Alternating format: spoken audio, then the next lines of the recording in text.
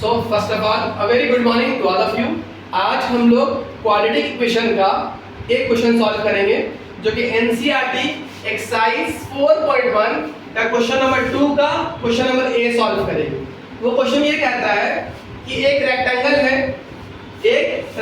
है जिसका लेंथ जो है वो twice one more than breadth है। लेंथ क्या है? Twice one more than breadth. Length के बारे में बता दिया है कि लेंथ जो है वो ब्रेथ से ट्वाइस और वन मोर है। तो हम लोग सबसे पहले क्या करेंगे? हम लोग सबसे पहले ब्रेथ को सपोज करेंगे x, let breadth be x, then length क्या हो जाएगा?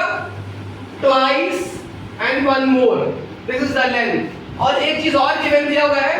गिवन क्या दिया हुआ है कि एरिया ऑफ रेक्टेंगल आपको दिया हुआ है 5 to 8 मीटर स्क्वायर। ये एरिया ऑफ रेक्टेंगल दिया हुआ है। ये area of rectangle 5 to 8 metre square दिया हुआ है।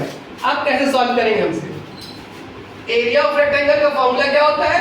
लेंथ इनटू ब्रेथ, ये हमें फॉर्मूला होता है। एरिया का जो वैल्यू है 5 to 8 वो एरिया के जगह पुट कर देंगे, लेंथ के जगह में लेंथ का वैल्यू पुट अप करेंगे और ब्रेथ के जगह में ब्रेथ का वैल्यू पुट अप करेंगे। उसके बाद क्या करेंगे हम? उसके बाद हम इस x को इस ब्रैकेट के अंदर भेजेंगे। तो ये जब x ब्रैकेट के अंदर जाएगा तो ब्रैकेट के दोनों टर्म्स क्या होगा? मल्टीप्लाई हो जाएगा।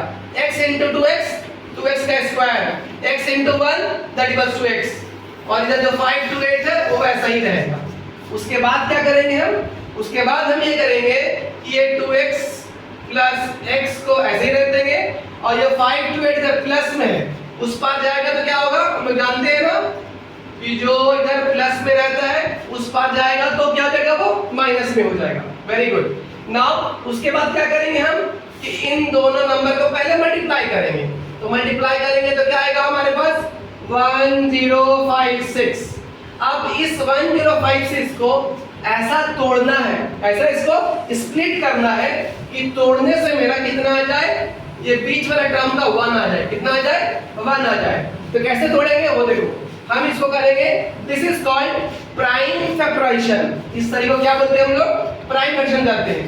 मतलब इसको तोड़ेंगे लेकिन प्राइम नंबर से। जो प्राइम नंबर था पहले 2 फिर 3 एंड मतलब यहाँ पर हम लोग प्राइम नंबर का यूज करेंगे। 4 से नहीं कर देना फर्स्ट टाइम में। देखो कैसे करेंगे।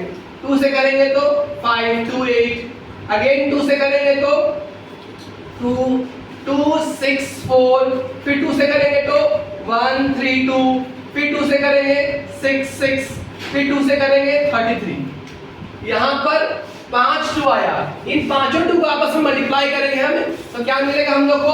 हम लोग को मिलेगा 32 और ये इधर है 33। 32 और 33 दो ऐसा नंबर है जिनको अगर हम आपस में सब्ट्रैक्ट करेंगे तो हमें क्या मिलेगा? 1 मिलेगा। अब यहाँ क्या सोचना है? यहाँ जो 1 है इस 1 का यहाँ पर साइन है प्लस साइन। तो प्लस साइन कैसे आएगा?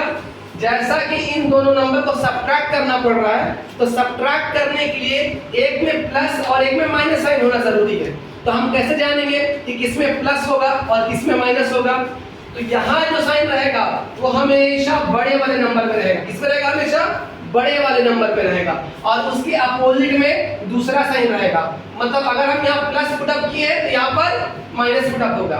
अब नाउ कैसे इसको फैक्टराइज करेंगे? देखो सबसे पहला 2x स्क्वायर को ऐसे ही लिखेंगे। यहाँ पर लिख देंगे 33x positive 33x minus 32x minus 5 to 8 equals to 0। अब यहाँ 4 टर्म हो गया, 1 2 3 और 4। इन दो का पेयरिंग करेंगे। ये इसके साथ पेयरिंग हो जाएगा और इसका इसके साथ पेयरिंग हो जाएगा। पेयरिंग करने के बाद क्या करते हैं हम लोग? पेयरिंग करने के बाद फिर हम लोग क्या करेंगे? कॉमन निकालेंगे। क्या कॉमन निकलेगा? दोनों में एक x कॉमन निकलेगा। यहाँ क्या बचेगा? 2x प्लस 33 और यहाँ क्या कॉमन निकलेगा? यहाँ कॉमन निकलेगा -16। तो क्या बचेगा? 2x plus 33 equals to 0। अब देखो ब्रैकेट के अंदर में 2x प्लस 3 यहाँ पर भी है और यहाँ पर भी 2x प्लस 3 है। इसका मतलब कि हम लोग सही बना रहे। अगर ब्रैकेट के अंदर में सेम नंबर नहीं आएगा या सेम साइन नहीं आएगा इसका मतलब कि गड़बड़ हो रहा है, मतलब कहीं ना कहीं हम लोग गलत बना रहे हैं।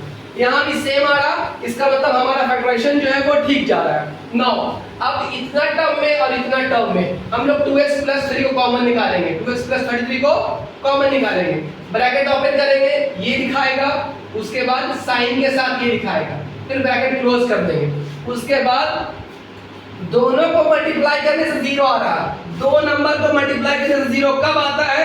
जब दोनों में से कोई एक, जब दोनों में से कोई एक जीरो, दोनों में से कोई एक जीरो। इसका मतलब क्या करना होगा हम लोगों को? इसका मतलब इन दोनों को हम लोग को जीरो से इक्वेट करना पड़ेगा, जीरो से इक्वेट करना पड़ेगा।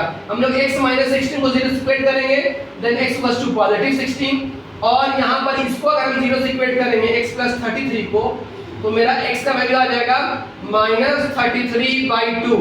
इसका मतलब क्या हुआ कि x का वैल्यू कभी भी नेगेटिव में नहीं होगा, तो इस वैल्यू को हम लोग इग्नोर कर देंगे, इस वैल्यू को हम लोग इग्नोर कर देंगे, और x का ये वैल्यू आ गया, x का ये वैल्यू आ गया। x हमें क्या बता रहा है?